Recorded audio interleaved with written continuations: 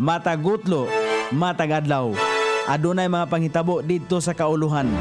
Panghitabo sa gawa sa atong nasod ug adunay mga panghitabo dinhi sa atong dapit. Mga panghitabo nga mao'y makapaikag sa katawhan nga mabinantayon sa lakat ug dagan sa panahon karon.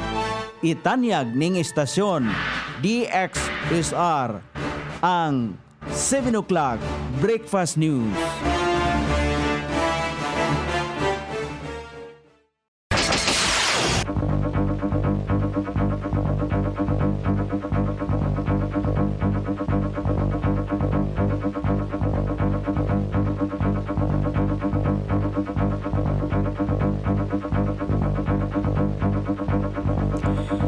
Ikala, kumusta? May buntag Iligan, may buntag Mindanao, may buntag Pilipinas. Adlaw nga Miyerkules, Pitsa 26 ni buwan sa Marso ning tuiga 2025.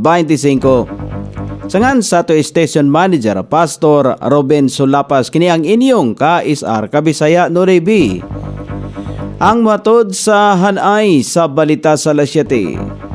O karon sa uluhang tudling sa to mga balita, duha nga mipalit og syabo nadakpan.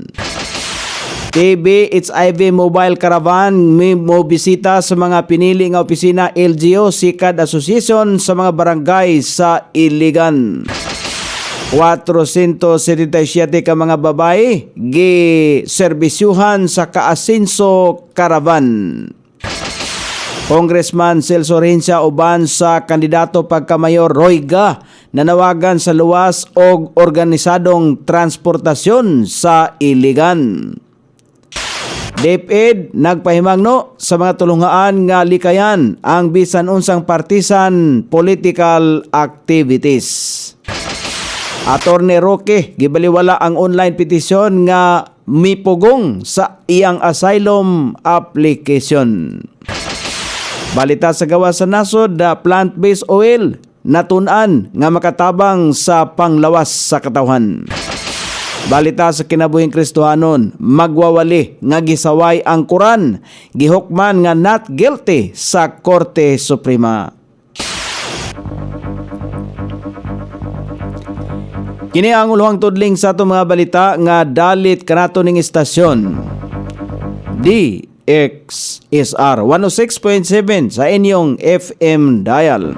Ang bugtong radyo sa Dakbayan Siligan nga nagsibiya sa balang kasulatan, pinasubay sa inspired and preserved, not simply dictated King James Version sa Anchor Broadcasting Corporation. O karon sa kompleto nga detalye, nadakpan sa mga operatiba sa Police Station 5 ang duha ka batanong lalaki nga mipalit og droga. Naaktuhan sa mga operatiba samtang garoving ang pagtunol sa poser ngadto kanila og syabo sa Purok 3 Barangay Saray, sakop ni Dakbayan Siligan. Ang duha ka suspect na ilang nga si alias Nor, taga Wato, Balindong, Lanao del Sur ug alias Win nga taga Mantikaw, Misamis Oriental. Nakuhaan og tulo ka gagmayng sachet sa droga si Nor samtang duha ka gagmayng sachet usab si Win. Giangkon sa duha ang nakuhang droga gikan kanila nga mipalit sila nini. Anaa sila sa kustodiya sa Iligan City Police sa Station 5 apan ang suspect nga gabaligya og droga nakadagan. Mopahigayon og TB HIV Mobile Caravan sa mga opisina og asosasyon sa mga tricycle drivers sa syudad karong simana. Unang pagbisita sa grupo ni atong Marso 24 dito sa City Social Welfare and Development Office og Saray Sikad Association. Sunod ang City Environment and Management Office og Barangay Bunbunon sa Miyerkules kon karong adlaw dito sa City General Services Office og tubod Sikad Sikad Association. Sa Huwebes ug mga adlaw dito sa Barangay Tibanga uban ang Santiago Sikad Association ug sa Biyernes sa City Health Office uban ang Villaverde Sikad Association. Tumong sa mobile caravan nga mapasabot sa katawhan ang awareness kalabot sa tuberculosis, TB, mga simptomas o treatment ini. Ipasabot usab ang makuha nga serbisyo nga medikal kung magpositibo sa nasangpit nga balatian. Giaghat sa City Health Office ang sayo nga pagpa-check up kung adunay gibating simptomas sa sakit aron nga dali kini nga matambalan og matagaan og gilayon og treatment. Adunay gilauman nga 800 ka mga partisipante ang usa ka semana nga TB HIV mobile caravan sa City Health Office.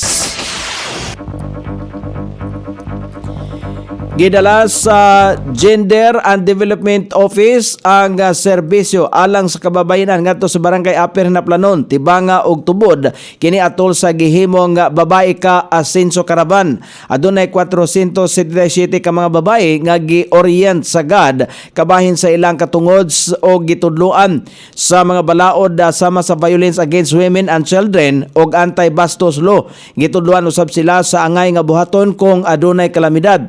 Aduna sila legal consultation alang niadtong nakasinati o pagpangabuso o notarial services, libreng alot sa mga babae o eyebrow trimming, lakip usab sa free facial wash, eyelash extension o body massage. Ang aktibidad subay sa tibok bulan sa kasaulugan sa International Women's Month nga gipanguluhan sa GAD kauban ang Sarimanok Virtual Law Clinic o Skin Logics Wellness and Beauty Center.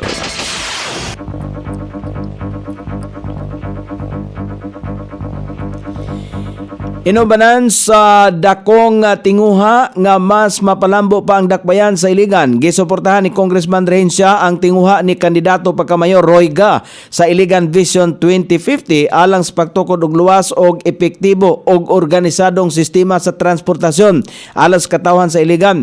Nakita sa kongresista nga adunay panginhanglan alang sa usa ka komprehensibo og epesyenteng transport network.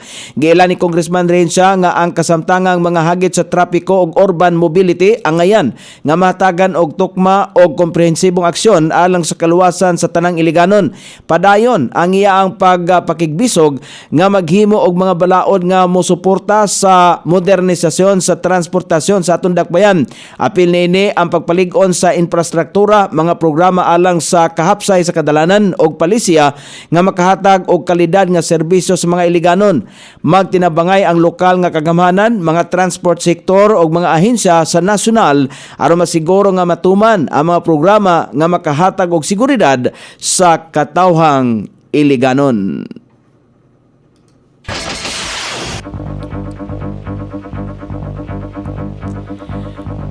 Nagpahimangno ang Department of Education sa mga tulunghaan nga likayan ang bisan unsang partisan na political activities sa pagpahigayon sa graduation ug moving up ceremonies alang sa school year 2024-2025. Sa Department Memorandum number 27 series of 2025 nga giisyu ni Education Secretary Sari Angara kung sani Angara gipahinumduman ang mga opisyal sa ahensya, teaching ug non-teaching personnel nga gidid-an sila gikan sa pagpahigayon og political activities base sa batakang balaod nga gipatigbabaw og palisiya. Gihatagan og katinawan usab sa ahensya nga angayang himuong simple apan mabulokon ang graduation og moving up ceremonies nga dili mo gastos og dako nga pundo, mapagarbuhon kon magarbuhong sapot o venue. Ingon man gidid-an usab ang DepEd personnel nga mangulikta og bisan unsa mang klase sa kontribusyon sa nasoy mga seremonya. Giabisuhan usab ang mga tulunghaan nga magpahigayon og end of school year rites sa indoor venues nga adunay maayo nga ventilasyon o covered courts aron na malikayan nga mabulad sa grabing kainit sa panahon. Aron malikayan usab nga may reschedule ang mga aktibidad sa panahon og mutaas ang temperatura. Samtang nagpadangat usab og pagpanimbaya si Education Secretary Angara sa tanang mga mograduar sa school year 2025 o 2024-2025. Gibaliwala lamang ni Attorney Harry Roque ang online petition nga mi question sa iyang asylum application sa the Netherlands. Mahinom dumang nagpost sa online petition ang Filipino-Dutch nga si Joel Viga subay sa iyang pagpadala og sulat sa Immigration and Naturalization Service sa Netherlands nga mihangyo nga tangtangon ang request ni Attorney Roque. Katarungan ni Roque ang issue sa asylum application nga kung adunay political persecution o dili kini iagi sa bisan unsa mang mga butuhan. Gibarugan usab sa kanhi Presidential Legal Council nga pamatud-an niya sa Netherlands nga ang imbitasyon ngadto kaniya sa Quad Committee sa Kamara de Representantes ang usa ka political persecution. Una nang gisulti sa abogado nga nag-apply siya og asylum sa nasong nasod human ang subli niya nga pagpakita niadtong miatubang si kanhi Presidente Rodrigo Duterte sa pre-trial chamber sa International Criminal Court. Apan ang katarungan ni Viga, si Roque ang dugay nang ana sa sulod sa Duterte Political Circle nga kasamtangan paghihapon adunay taas nga impluwensya sa politika sa Pilipinas. Dugang panibiga nga dili biktima ang batikang abogado dinhi sa Pilipinas og wala siya igo nga basihanan alang sa iyang aplikasyon. Gigamit lamang sumala pa niya ang sa batikang abogado ang Dutch system aron nga likayan ang tulubago nini sa nasod. Sa pagkakaron nakatigom na og libuan ka mga pirma ang naasoyng petisyon. O karon sa balita sa gawas sa nasod gipagawas sa usa ka pagtuon nga makatabang sa panglawas ang mga plant-based oils o makapagamay kini sa kahigayunan nga makasinati og early death. Kini nga pagtuon gipagawas sa JAMA Internal Medicine diin gibantayan ang diet sa 221,000 ka mga middle-aged adults sa Amerika. Gikataho nga ang mga plant-based oils mao ang olive, canola og soybean oil. Apan ang corn, sunflower oil walay nataho nga health benefits. Wala usab giapil ang pagtuon sa palm o coconut oil tungod sa taas niini nga fat content. Lakip usab sa naasoy pagtuon ang gisaway ang mga seed oils tungod kay lisod kini nga ma-digest sa tiyan. O karon sa balita sa kinabuhing Kristohanon, gihukman sa korte sa nasod sa United Kingdom ang usa ka magwawali nga not guilty human nga siya gikasuhan sa pagsaway sa Quran. Naabsuelto dayon ang naasoy magwawali sa iyang kaso human nga nilimod ang prosecution nga magpagawas og ebidensya nga magpamatud nga guilty ang naasoy magwawali. Ang naasoy magwawali nagsulti nga ang Hesus sa Quran dili tinuod nga Hesus, hinungdan nga siya gipasakan og kaso sa mga katawhan. O karon sa kahimtang sa pagbanabana sa dagan sa panahon, ang low pressure area nasigpatan sa Pag-asa base sa available data nga gipagawas karubutaga na kini mahimutang sa gilayong 645 kilometros sa east of Southeastern Mindanao. Ang Central Visayas, Eastern Visayas, Caraga, Davao Region, Siquijor, Metro Manila ug Southern Luzon, Visayas, ingol man ang Mindanao ug ubang bahin sa nasod nga Pilipinon ang makasinati paghapon og madag-umon nga kalangitan karong adlaw inubanan sa patak-patak ka mga pagulan kini epekto sa low pressure area og easterlies. Sukod sa temperatura dinhi sa dakbayan siligan ang kabugnaon ana sa 24 ug ang kainiton mosangko sa 34 degrees sentigrado. Ang adlaw misilang kaganiha sa alas 6:05 ug mosapon niya sa alas 6:08 sa sayong takna sa kagabion. Inyong nabate ang kinatibukang hanay sa balita sa alas 7 nga dalit kanato ning istasyon. DXSR 106.7 sa inyong FM dial. Ang bugtong radyo sa dakbayan siligan nga nagsibiya sa balang kasulatan, pinasubay sa inspired and preserved, not simply dictated King James Version sa Anchor Broadcasting Corporation. Sangan sa tigsuwat sa atong balitang international ug sa kinabuhing Kristohanon, Pitzan. Sa balita lokal, Coney Island, sa ato station manager Pastor Ruben Solapas, kini ang inyong KSR Kabisaya Nonoy B. Magpasalamat ug mingon, maayong buntag, Iligan.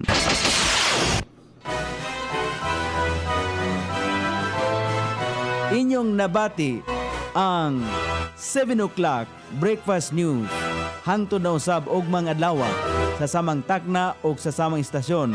Daghang salamat sa iyong pagpaminaw ug maayong buntag.